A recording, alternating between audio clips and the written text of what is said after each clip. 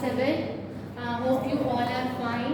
बेटा आज जो हमारा क्वेश्चन है वो है बोर्ड पे आपको एक क्वेश्चन नज़र आ रहा होगा. Major environment problem of the world is global warming is the increase of the average temperature of the earth near surface air and ocean. अब क्या है कि ग्लोबल वार्मिंग की वजह से हमारा जो ज़मीन का टेम्परेचर है, हमारी अर्थ का जो टेम्परेचर है, हवा का जो है टेम्परेचर जो है और समंदरों का जो टेम्परेचर है वो किस तरह चेंज हो रहा है. आपने इस क्वेश्चन में ये बताना है. सबसे पहले आपने बताना है list of causes of global warming. ये भी क्वेश्चन का हिस्सा है कि आपने कॉजेज बताने हैं ग्लोबल वार्मिंग के, कि ग्लोबल वार्मिंग के कॉजेज क्या हैं. क्वेश्चन समझ आइए आपको. ग्लोबल वार्मिंग की वजह से बताना है आपने कि हमारी ज़मीन का, हमारे हवा का और समंदर वगैरह का जो टेम्परेचर है, एवरेज टेम्परेचर है, वो किस तरह इंक्रीज़ हो रहा है.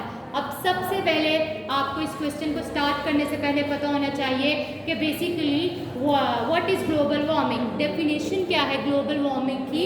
Global warming is a gradual increase in the earth temperature generally due to the greenhouse effect caused by increased level of carbon dioxide.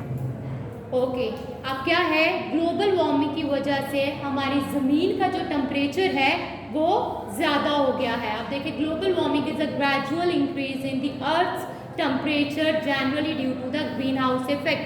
अब ग्लोबल वार्मिंग की वजह से हमारी ज़मीन का जो टेम्परेचर है वो ज़्यादा हो गया है और ग्रीन हाउस की वजह से हमारी जो कार्बन डाइऑक्साइड है उसका जो लेवल है वो इंक्रीज़ हो गया है. राइट, ग्लोबल वार्मिंग की वजह से कार्बन डाइऑक्साइड का जो लेवल है वो इंक्रीज़ हो गया है. अब उसके बाद जब डेफिनेशन के बाद आपने बताना है कॉजेज ऑफ ग्लोबल वार्मिंग. अब क्या है कॉजेज ऑफ ग्लोबल वार्मिंग के. पहला है deforestation, man made of causes of global warming. Okay, पहला है causes of global warming deforestation. Deforestation क्या है, जंगलात की कटाई.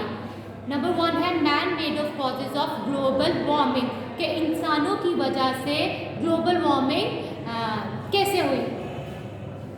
Okay, plants are the main source of oxygen. अब जो प्लांट्स हैं वो ऑक्सीजन लेने का बहुत अहम जरिया है. They take carbon dioxide and release oxygen. Plants जो हैं वो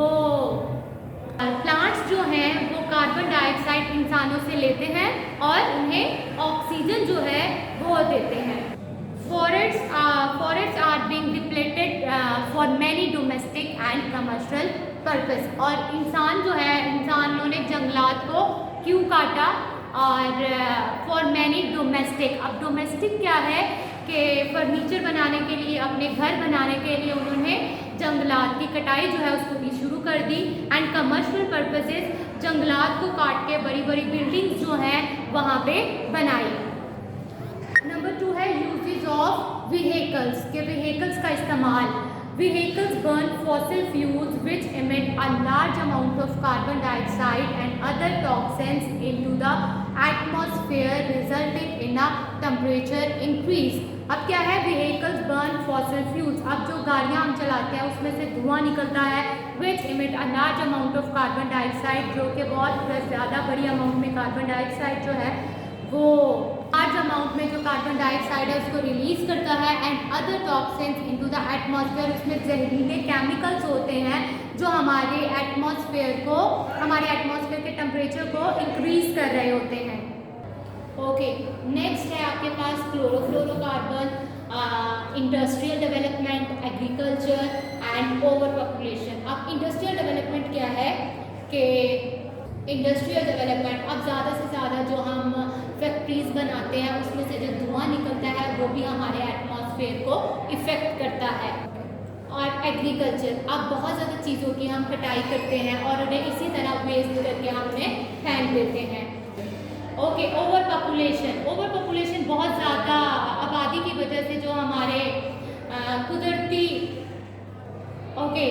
वसाइल जो हैं ओवर पॉपुलेशन की वजह से वो ख़त्म हो रहे हैं. नेक्स्ट है इफ़ेक्ट्स ऑफ ग्लोबल वार्मिंग के, और वो है rising temperature, threats to the ecosystem, climate change and spread of disease. Okay class, ये क्वेश्चन है आपका। इसी तरह आपने शॉर्ट क्वेश्चन करके लिखना है, बिकॉज आपके वहाँ पे स्पेस कम है, तो आपने इसी क्वेश्चन को एज इट जो है वो लिखना है।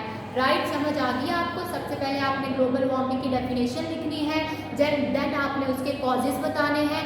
कॉजेज आप पॉइंट्स में बता के उन्हें थोड़ा थोड़ा एक्सप्लेन भी कर दें। देन आपने इफेक्ट्स बताने हैं ग्लोबल वार्मिंग के। ओके क्लास, अल्लाह हाफिज़।